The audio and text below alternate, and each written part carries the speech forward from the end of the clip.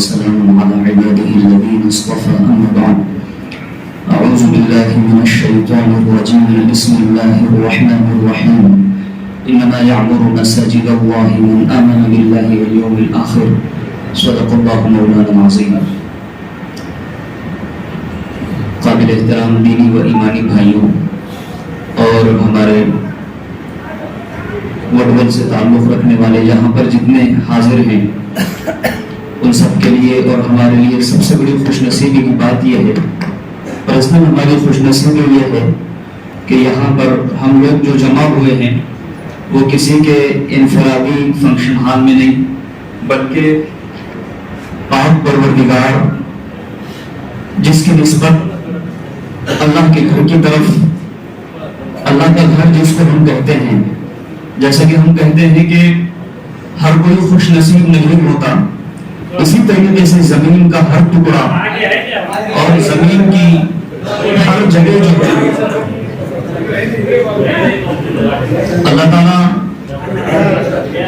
ایسے خوش قسمت ترین جس کا نصیب ہو اور ایسا خوش قسمت ترین ٹکڑا جس کو رب اپنے گھر کے لیے منتخب فرمائیں. سب خاموش بیٹھے رہیں، آنے والے آئیں گے، اب خاموش رہیے. مجلس کی آداب اس کے لیے آئے.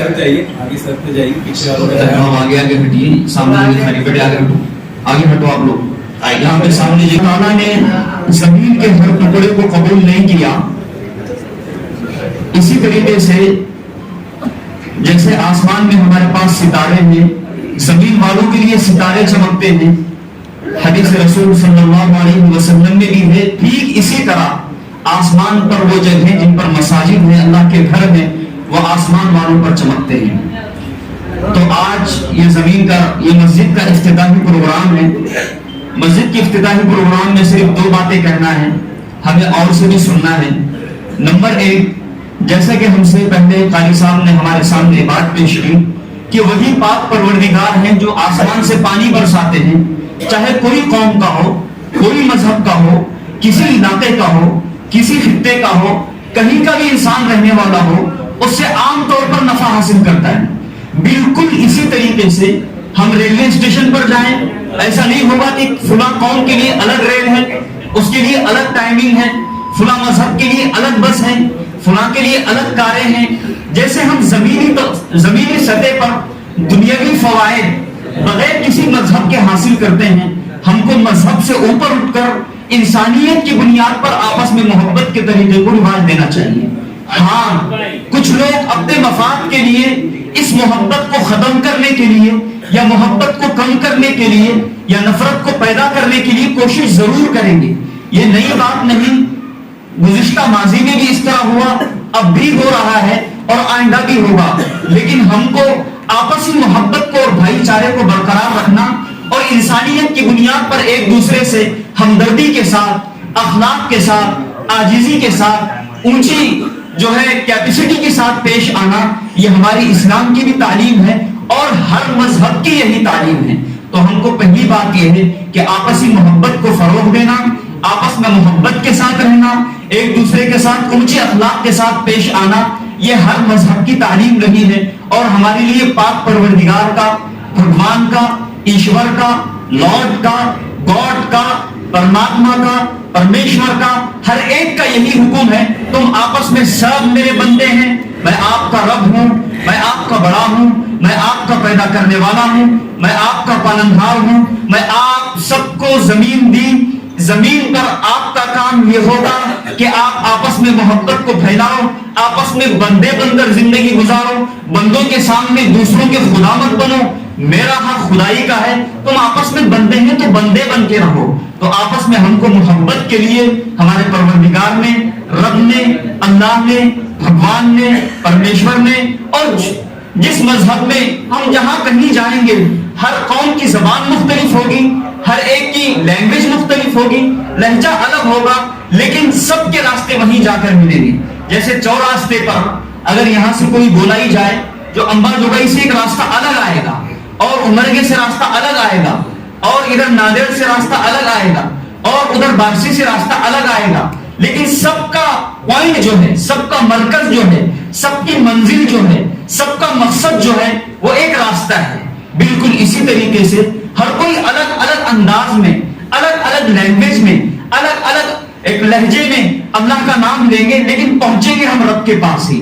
تو ہم کو سب سے پہلی بات آپسی محبت کو فروغ دینا ہے، اور آج کی جو نفرت کی سیاست ہے یا نفرت کے کچھ لوگ ہیں چند، ان کو بھی محبت میں لے کر ان کے بھی مائنڈ کو سیٹ کرنا ہے، پہلی بات۔ اور دوسری بات وڈول کے مسلمانوں سے یہ ہے کہ آپ کے سامنے رب نے مفتی صاحب کے ذریعے سے اتنی بہترین مسجد بنائی، مسجد کو آباد کرنا یہ ہم مسلمانوں کی ذمہ داری ہے، 5 وقت نماز کو آنا یہ مسلمانوں کی ہماری ذمہ داری ہے۔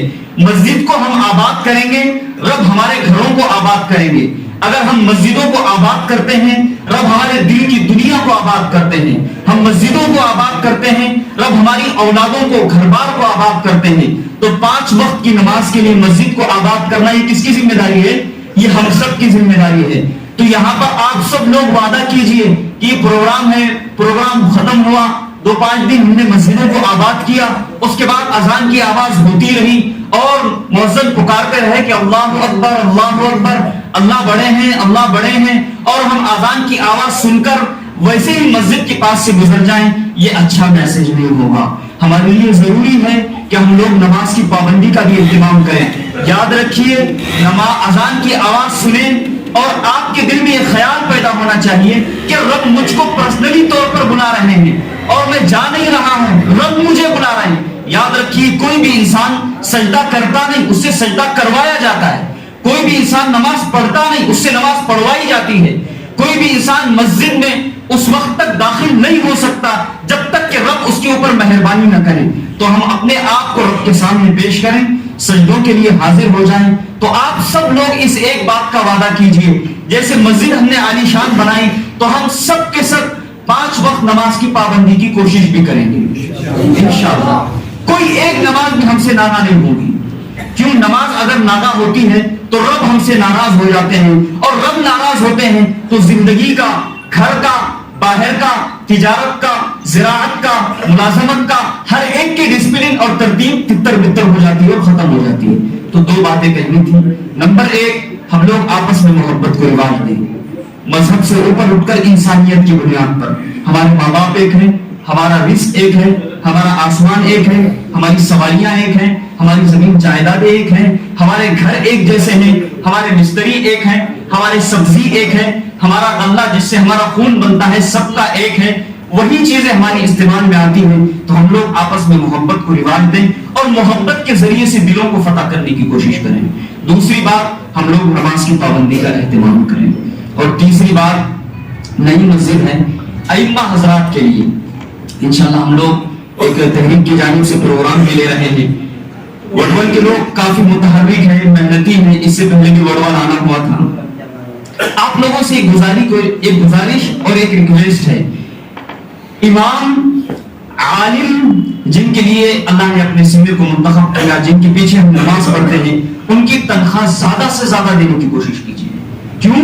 اگر ہمارے جیبوں سے ہم ایک فرد ایک مہینے میں اپنی کمائی سے کہ 500 روپے نہیں دے سکتا امام صاحب کے لیے؟ آپ ذرا سوچئے، ہم 8,000 9,000 10,000 اپنے امام صاحب کو تنخواہ دیتے ہیں، کیا کوئی اس بات کی خواہش کرتا ہے کہ 8-10,000 میں میرے بچے بھی وہی ملازمت کریں؟ دل پہ ہاتھ رکھ کے بتائیے۔ تو ہم اپنے عالم کو، امام صاحب کو جو ہے زیادہ سے زیادہ ان کی خدمت کرنے کی کوشش کریں۔